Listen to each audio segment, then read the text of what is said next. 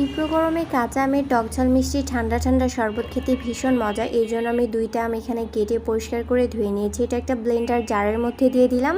তারপর দিয়ে দিচ্ছি 8 থেকে 10টা পুদিনা পাতা, 2টা কাঁচা লঙ্কা, 1 টেবিল চামচ চিনি, সামান্য পরিমাণ বিট লবণ এবং সামান্য পরিমাণ লবণ। লবণটা দিয়েছি ব্যালেন্স করার জন্য। তারপর দিয়ে দিচ্ছি এখানে লেবুর রস, দিয়ে দিলাম 1 কাপ পরিমাণ পানি দিয়ে কিন্তু এটা খুব ভালোভাবে ব্লেন্ড করে নিতে হবে। সো আমি এ পর্যায়ে দেখিয়ে দিচ্ছি যে এটার ঘনত্বটা কেমন হয়েছে। সো ঘনত্বটা একটু ভারী হয়েছে, এই জন্য আমি এখানে আরেকটা পরিমাণ ঠান্ডা পানি দিয়ে দিলাম। দেওয়ার পর কিন্তু এটা আরেকটু ব্লেন্ড করে নিতে হবে। তারপর এটা পরিবেশন করার জন্য এখানে আমি আইস দিয়ে দিচ্ছি। আইস দিয়ে কিন্তু এই শরবতটা আমি এখানে ঢেলে দিচ্ছি। গার্নিশের জন্য এখানে আমি লেবু স্লাইস করে রাখছিলাম, সেই লেবুটা দিয়ে আমি গার্নিশ করে নিচ্ছি। ভালো লাগলে অবশ্যই ভিডিওটা শেয়ার করে দিবেন, লাইক করবেন, কমেন্ট করবেন এবং পেজটা ফলো করে দিবেন।